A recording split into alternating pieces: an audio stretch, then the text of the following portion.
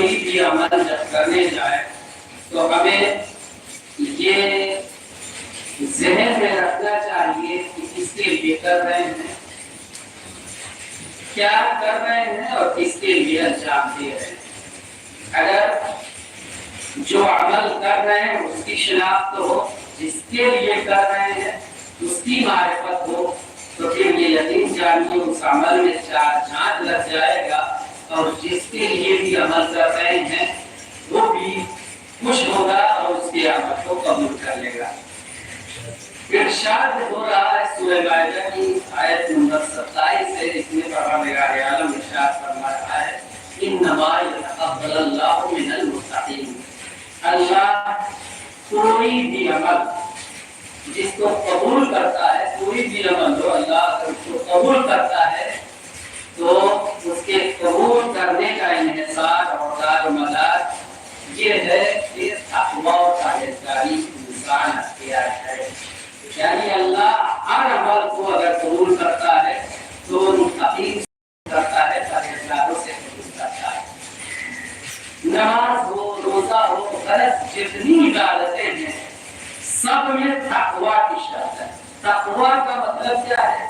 تقویٰ کا مطلب یہ ہے کہ انسان اللہ کی معصیت کرنے سے پرہیز کرے، اللہ کے گناہ کرنے سے پرہیز کرے۔ اسے یہ پتا ہو کہ جو عبادت کرنے جا رہا ہے، کہیں ہم عبادت کرنے جا رہے ہیں، کہیں ایسا تو نہیں ہے کہ اس عبادت کے پس پشت ہم گناہگار بھی ہیں۔ اس آیت کا جو پس منظر ہے وہ یہ ہے کہ جناب آدم کے دو بیٹے، ایک کا نام حابیل اور ایک کا نام قابیل، دونوں نے اللہ کی بارگاہ میں قربانی پیش کی۔ دونوں نے اللہ کی بارگاہ میں قربانی پیش کی۔ جناب حابیل کے پاس گوسفند اور بھیڑ بکریاں تھی، انہوں نے ان گوسفند میں سے بہترین ایک دمبا لیا اور لینے کے بعد اللہ کی بارگاہ میں قربانی کے طور پر پیش کیا۔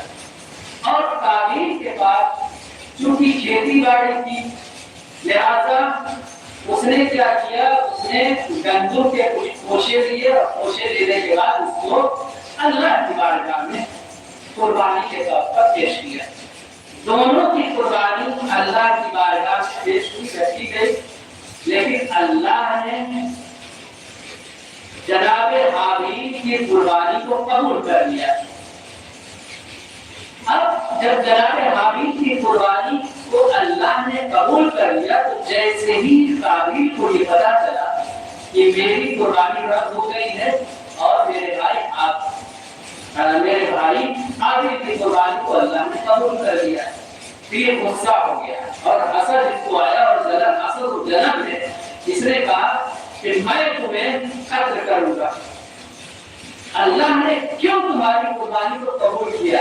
جناب حابیل نے کہا، یہ قرآن کہتا ہے، یہ واقعہ بیان کر رہا ہے، جناب حابیل نے کہا اس میں میرا کیا گناہ ہے، اس میں میری کیا غلطی ہے؟